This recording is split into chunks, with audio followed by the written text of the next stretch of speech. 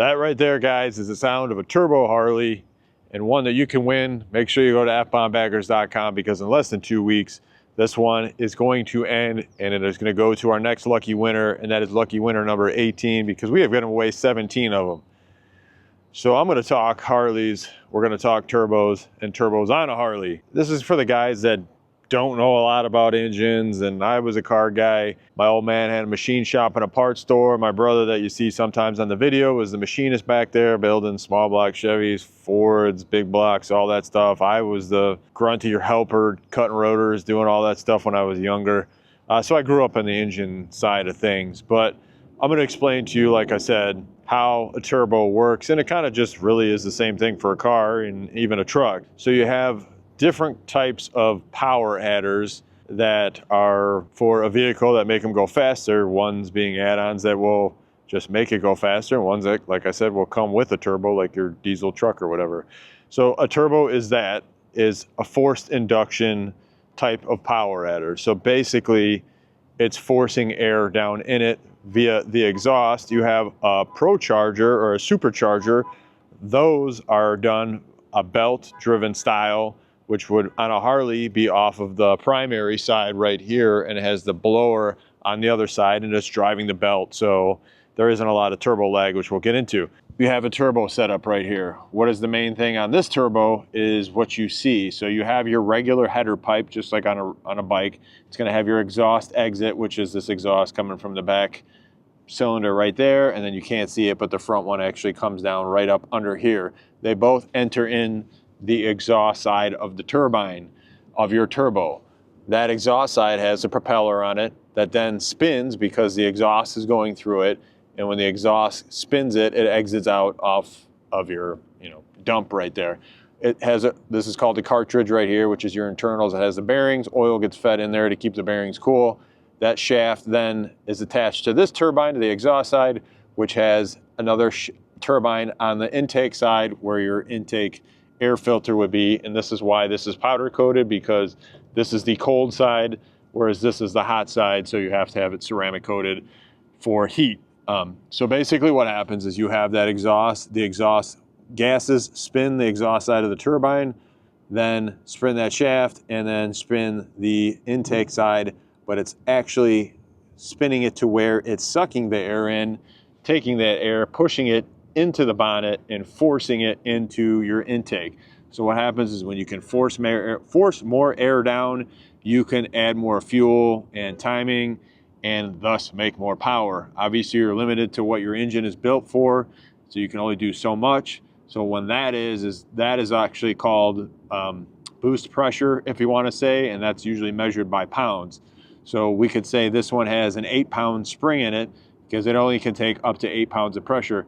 And what that means is right in here is your wastegate, which is attached to your header. So what happens is if for some reason this turbo produces more than 8 pounds, there's a spring on there that is set for 8 pounds of pressure. If it exceeds it, it pushes it open and lets the exhaust bleed out, so that extra pressure goes outwards and doesn't go into the engine and then just exploding the engine. They also have an intake side, which is a blow-off valve, which is behind here that you can't see. Bigger motors that are built can handle more pressure because they have better components, so you would then run a bigger spring with more pressure, and then when you get into bigger motors, you actually have to run a bigger turbo too, because little turbos can only handle so much cubic inch, and they need bigger turbos to put more pressure into the bigger motors. So turbos are literally, when you get into most vehicles now, cars wise, they'll have them on cars, but mainly diesels have always been on there because they just can make so much power, but they are efficient. So Trask has been doing turbos for a hot minute. We've only ever used Trask for turbo kits when we've done them, just because of the fact that they are just so nice and tucked to one side. They don't stick out. It's not bad looking. Procharger makes a kit. It goes on the left side, like I said.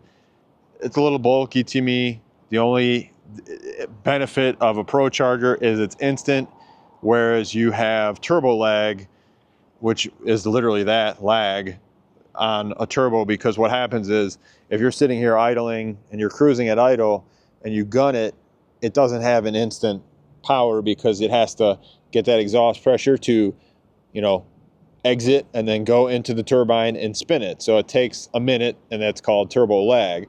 The bigger the turbo, the more power you need and the more lag you have. But once turbos kick in, they ride out, and they ride out hard. And that's usually why you see these top end cars, especially when they race, get a crazy mile an hour versus like regular naturally aspirated cars, because they're just rolling out so hard.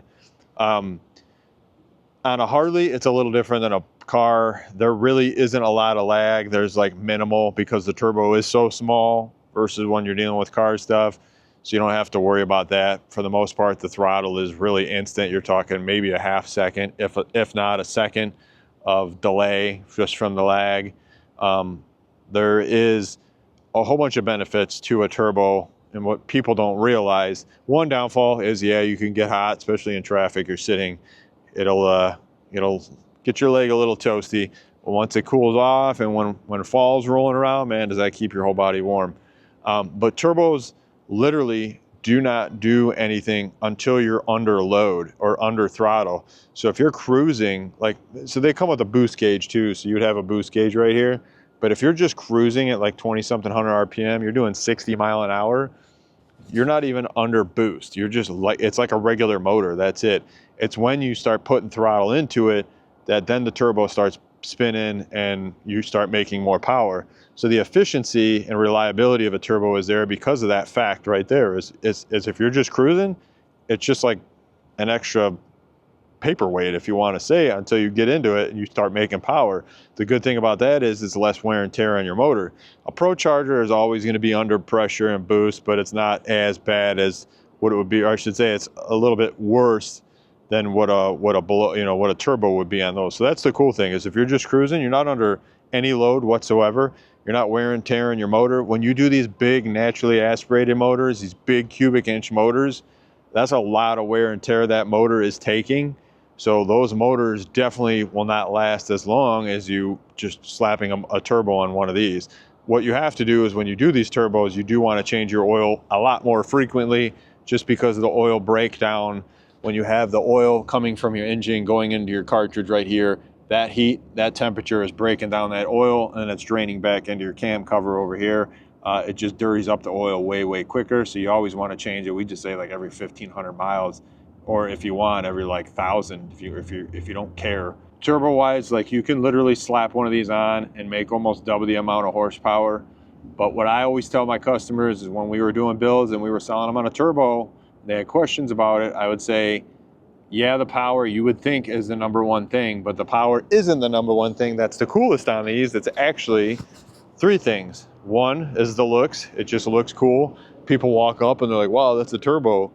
Two, the sound. That whistle you get is the turbine spinning. You know, just same thing when you hear a train rolling by and you hear the spool up of their huge turbos. It's the same way with this. You get that cool just whistle, and the sound alone just makes everyone look. But then the third being the power it makes. It literally almost doubles the amount of power that you have factory on these things. But don't get me wrong, that's not the least or the worst at all. It literally flies. So get a turbo, that's all I can say, if you can get one, because they make any bike cool and they make any bike rip. And once you ride a turbo bike, you don't ever want to ride another bike that doesn't have a turbo on it, I'll tell you that much. And you can ask all my customers that we've done turbo bikes on before. You get spoiled with it because it's there, it makes power, and it just sounds killer. So either way, hope that helped a little bit. I rambled on, but whatever, it is what it is. And like I said, if you're not aware, this guy is up for grabs. Lucky number 18. Someone's going to win it. It's only the second turbo bike we've ever done for a giveaway. All the other bikes have always been big cube and naturally aspirated. This one, however, is the turbo one, and it can be yours. And we're giving you 500 times entries per dollar spent on anything in the store. And you got basically less than 2 weeks left. So get to fbombbaggers.com. All right, peace.